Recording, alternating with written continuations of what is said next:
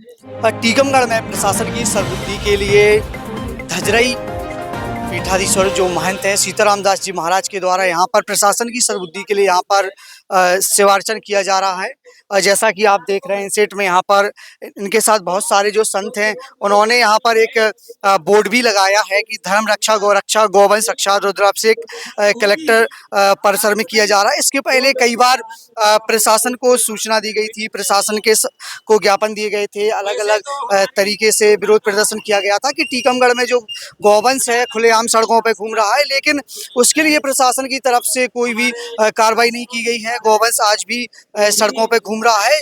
सीताराम दास जी का कहना है कि यहाँ से टीकमगढ़ से महज 7 किलोमीटर दूर जो मिनौरा फार्म है उसके संरक्षण को लेकर भी सीताराम दास जी को प्रशासन के द्वारा बताया गया था कि इसको हम संरक्षण में लेंगे, लेकिन उस पर भी कोई कार्रवाई नहीं हुई। और बाकी जो जिले में जो अलग अलग जो गौशाला हैं, गौशालाओं में बजट जारी होता है लेकिन गौवंश सड़कों पे घूम रहा है। इसको लेकर सीताराम दास जी का जो आंदोलन है, आप कलेक्टर परिसर में शिवलिंग का निर्माण किया है प्रशासन की सद्बुद्धि के लिए, इन्होंने यहाँ पर एक यज्ञ किया है। महाराज जी, आज जो आप यहाँ पर बैठे हैं अपने भक्तों के साथ, तो इसका उद्देश्य क्या है? देखिए भैया कि गाय की दुर्दशा कोई छिपी नहीं, किसी को बताने की जरूरत नहीं है। जिस प्रकार से गाय रोड में धक्के खाते हुए घूम रही है, किसान के खेतों में लठ खाते हुए घूम रही है, वो किसी को बताने की जरूरत नहीं है। हमने गाय संपूर्ण क्षेत्र की गायों को लेकर के और मिनौरा को जो भूमि है लगभग 1000 एकड़ भूमि है और वहां पर वेटरनरी विभाग अवैध कब्जा किए, मैं ये कह सकता हूं कि अवैध कब्जा किए है वेटरनरी विभाग, और कब्जा करके उसमें लगभग 200 से 300 एकड़ भूमि में खेती करता है। ये बताइए पशुपालन विभाग का खेती करने का काम है कि कृषि विभाग का खेती करने का काम है? पशुपालन विभाग का काम है पशुओं का पालन करना, गायों का पालन करना, तो वो कार्य तो कर नहीं रहा है। 200 एकड़ भूमि में खेती कर रहा है उस मिनौरा की जगह में, और पूरे में कब्जा कर रखा है। जो लाखों रुपए सरकार से आता है, शासन से आता है, उसको बंदरबांट कर जाते हैं। भ्रष्टाचार भयंकर मचा रखा है। मैं चाहता हूं कि हमारे जिले के कुशल और योग सुयोग क्रियाशील कलेक्टर महोदय शीघ्र ही इस पर एक्शन लें और हमारे जिले भर की जो गौवंश रोड में घूम रहा है उसको लेकर के मिनौरा में सुव्यवस्थित करें और मिनौरा को गौ अभयारण्य गौधाम बनाया जाए, ऐसी हमारी मांग है। अब तक आप यहाँ पर बैठे रहेंगे, कब तक नहीं उठेंगे? क्या ऐसा प्रण लिया है? हमने आज इच्छा करके तो ये आए थे, व्यवस्था बना करके कि भगवान शंकर की यहाँ पर अर्चना करेंगे, आराधना करेंगे, रुद्राभिषेक करेंगे और प्रशासन को जगाएंगे। प्रशासन आएगा तो ज्ञापन देंगे। लेकिन मुझे अभिषेक करते करते अचानक एक कुछ ऐसा लगा कि मुझे अब यहाँ से तभी उठना चाहिए जब गौवंश सुव्यवस्थित हो जाए, और ऐसा विचार करके हमने निश्चय किया है कि यदि गाय की समुचित व्यवस्था नहीं होती है तो मैं मृत्यु पर्यंत अब यहाँ से उठूंगा नहीं। नहीं, अभी बताया जा रहा है कि जब तक कलेक्टर साहब नहीं आते हैं, वो कोई एक ठोस आश्वासन देते हैं, तब इसके बाद आप उठेंगे, ऐसा पुष्टि की जा रही है। क्या कितनी सच्चाई इसमें? अभी तो कलेक्टर महोदय आए और शासन को प्रस्ताव भेजे मिनौरा के लिए, और यदि समुचित प्रस्ताव भेजते हैं, हमें लगेगा कि यहाँ कुछ कर रहे हैं, तो हम उन्हें 8 दिन का अवसर देंगे।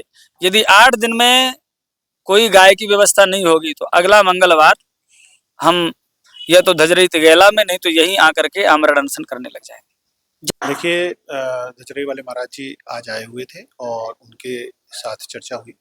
उनके मन में जो गौवंश है उसको लेकर काफ़ी तकलीफ भी है उनको, और वो उसका एक निदान चाहते हैं। आज विस्तार से उनके साथ चर्चा हुई और मैंने उनको बताया कि शासन के स्तर पर अपने ज़िले में लगभग जो 76 गौशालाएं हैं उनमें हमने पिछले ही हफ्ते पूरे में जांच भी करवाई है।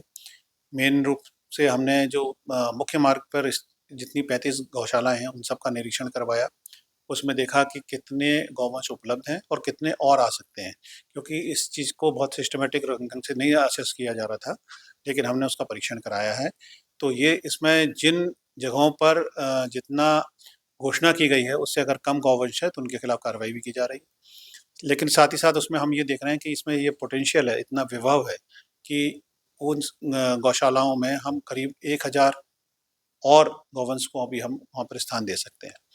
इसके अलावा फिर हमने बताया है महाराज जी को भी कि ज़िले में हमने करीबन 6 ऐसी गौशालाएँ और हैं, जिसमें रजिस्ट्रेशन की कार्रवाई चल रही है और उनको हम फ़ंक्शनल जल्दी ही कर देंगे।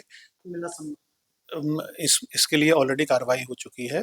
पिछले 2 दिनों से बहुत जो भी मैंने बताया कि जो गौशालाएँ जो रिक्त हैं, उनके आस-पास अगर कोई गौवंश पाए गए हैं, उसके लिए पशुपालन विभाग द्वारा पंचायतों के माध्यम से हाका लगाकर उन गायों को वहाँ पर डाला गया है और उसके सकारात्मक परिणाम भी आने शुरू हो गए। आज मैं महाराज जी से भी हमने अनुरोध किया है कि वो स्वयं भी एकाध गौशाला जो है, वो उसका संचालन वो करें और देखिए, ज़िले में मैं ये कहना चाहूँगा कि इस वक़्त जो बारिश के बाद स्थिति है, तो जब हम गौवंशों को ले जा रहे हैं गौशालाओं में, तो ऐसा पाया गया कि उसमें से बहुत सारे निजी गाय भी उसमें शामिल हैं और उनको जब वहाँ ले जाने की बात होती है, तो उसका वो प्रतिरोध कर रहे हैं।